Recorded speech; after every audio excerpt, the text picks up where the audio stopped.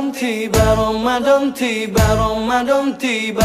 Marhaban ya Ramadan, marhaban ya Ramadan, marhaban ya Ramadan, marhaban ya Ramadan. Ramadan tiba, Ramadan tiba, Ramadan tiba. Marhaban ya Ramadan, marhaban ya Ramadan, marhaban ya Ramadan, marhaban ya Ramadan. Ramadan tiba, semua bahagia, tua dan muda bersuka cita.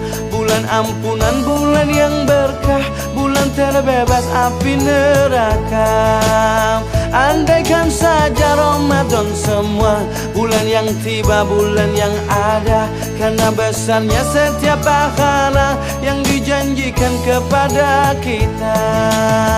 Marhaban ya Ramadan, marhaban ya Ramadan, marhaban ya Ramadan. Bismillahirrahmanirrahim. Assalamualaikum warahmatullahi wabarakatuh. Alhamdulillahirabbil alamin. Wabihi nasta'in wal 'aqibatul muttaqin wala 'udwana illa 'alal zalimin. Nahmaduhu subhanahu wa ta'ala wa nashkuruhu wa natubu ilaihi wa nastaghfiruh. Wa nashhadu an la ilaha illallah wahdahu la syarikalah. Wa nashhadu anna sayyidana wa nabiyyana wa habibana wa 'azimana Muhammadur Rasulullah sallallahu alaihi wasallam. Qala Allah subhanahu wa ta'ala, a'udzu billahi minasyaitonir rajim. Laqad kana lakum fi Rasulillahi uswatun hasanah. Lal akhir ayat.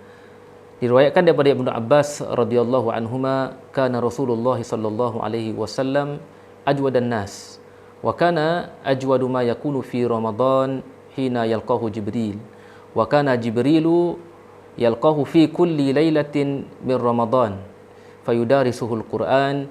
Fala Rasulullah sallallahu alaihi wasallam hina yalqahu Jibril ajwadu bil khairi min ar-rihil mursalah, atau kama qala Nabi sallallahu alaihi wasallam. Hadis yang diriwayatkan oleh Al-Imam Al-Bukhari rahimahullahu taala.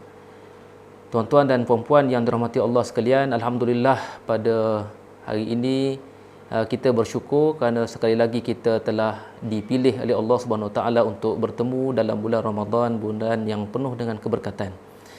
Jadi insya-Allah sedikit perkongsian daripada saya pada hari ini adalah berkaitan dengan satu amalan sunnah Nabi SAW yang mana cukup penting dan kita kata boleh memberikan ganjaran pahala yang berganda, ya, khususnya pada bulan Ramadan. Merujuk kepada hadis yang saya bacakan sebentar tadi, hadis ini menceritakan tentang sifat dermawan ataupun sifat kebajikan, betapa Rasulullah SAW ini merupakan seorang manusia yang sangat pemurah. Ibnu Abbas radhiyallahu anhuma menceritakan bahawa Rasulullah SAW adalah orang yang paling dermawan, dan ada yang terjemahkan sebagai orang yang paling banyak melakukan kebajikan. Dan baginda sallallahu alaihi wasallam lebih dermawan lagi, lebih banyak lagi melakukan kebajikan pada bulan Ramadan, iaitu pada ketika baginda Rasulullah SAW bertemu dengan malaikat Jibril alaihissalam, dan malaikat Jibril alaihissalam bertemu dengan baginda Nabi SAW pada setiap malam bulan Ramadan, pada setiap malam. Dan dalam setiap pertemuan berkenaan, maka Rasulullah SAW akan bertadarus, akan saling menyemak bacaan Al-Quran bersama dengan malaikat Jibril.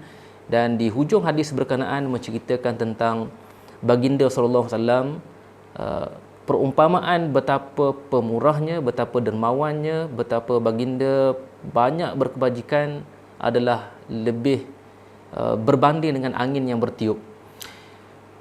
Merujuk kepada perkara ini, kalau kita lihat ada beberapa pengajaran yang utama.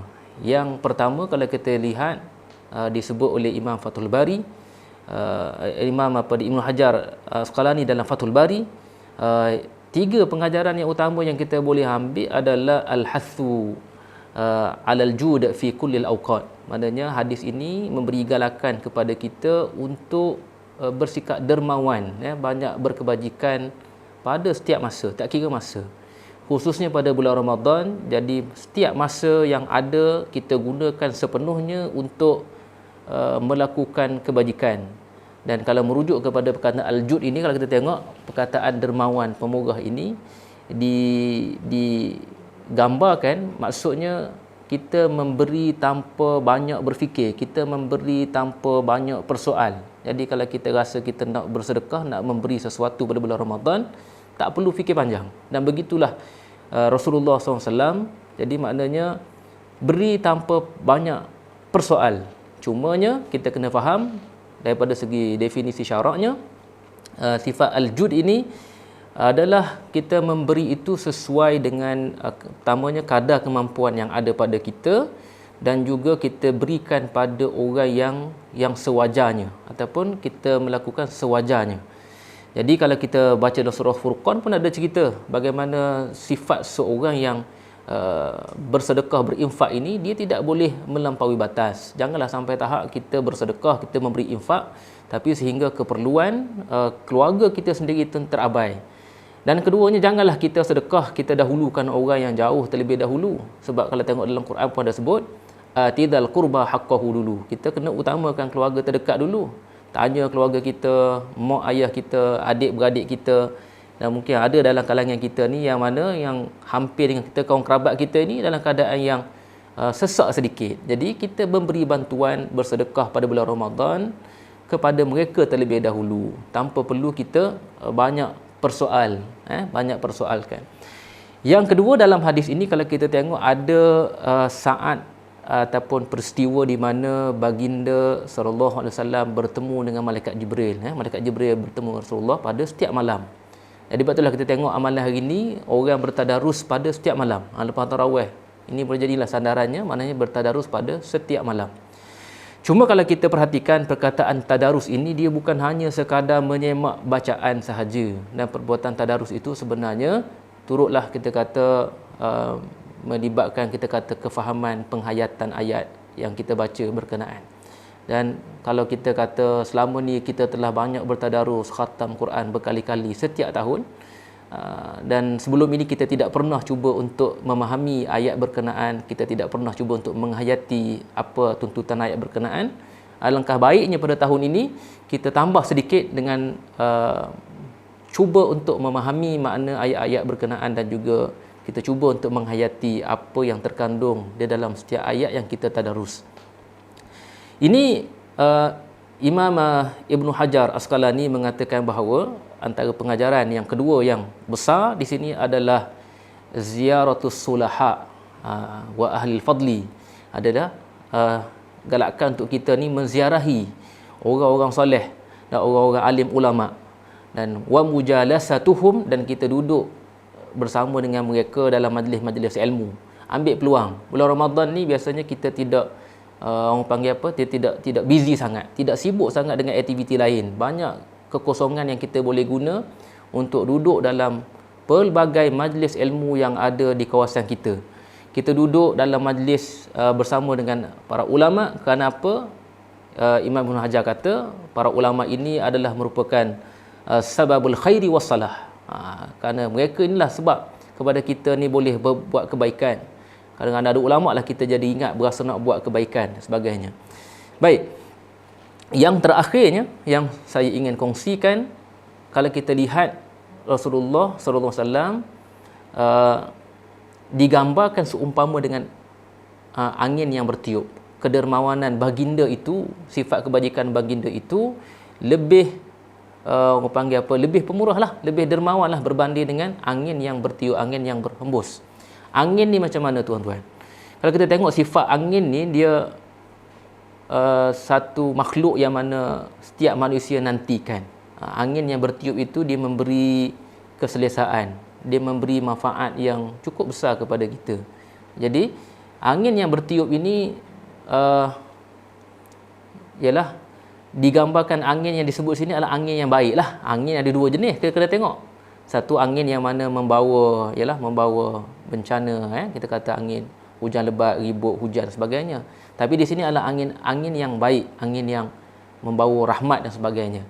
Begitulah kita nak katanya Angin yang bertiup ini betapa ringannya dia, betapa mudahnya, betapa besar manfaat dan faedah yang akan dirasai oleh orang yang berada di sekelilingnya. Begitulah perumpamaan. Jadi kita dengan kadar kemampuan, kewangan yang kita ada, kita bersedekah tak kira tempat, tak kira masa, dan orang boleh rasa manfaatnya. Jadi makna kata kita pilih jugalah apa bantuan ataupun perkara kebajikan yang sesuai, yang sewajarnya mengikut orang lah. Jangan kata orang panggil apa, nak kejar sumbangan bulan Ramadan, dapat publicity, dapat populariti. Jangan kejar yang tu dulu. Utamakan keluarga. Mereka itulah yang lebih utama perlu kita berikan perhatian. Jadi itulah, mudah-mudahan kita dapat mencontohi bagaimana sifat dermawan baginda Nabi SAW dan sifat baginda banyak berkebajikan, bertadarus Al-Quran pada bulan Ramadan. Dan insya-Allah mudah-mudahan usaha kita untuk melakukan amalan sunnah ini menambahkan pahala Ramadan kita dan menjadikan Ramadan kita pada kali ini lebih berkah, lebih berkat, dan insya-Allah mudah-mudahan menjadi amalan yang menjadi saksi kita untuk layak dimasukkan ke dalam syurga Allah Subhanahu Wa Taala. Jadi itulah sahaja tuan-tuan dan puan-puan yang dirahmati Allah sekalian, perkongsian saya pada hari ini, mudah-mudahan memberi manfaat. Jadi ambillah yang baik dan kita tinggalkan yang keruh. Khudh ma safa wa truma qadar, wallahu huwal hadi min wara'il qasdi. Aku liqauli hadza astaghfirullahal azim li wa lakum. Wassalamu alaikum warahmatullahi wabarakatuh.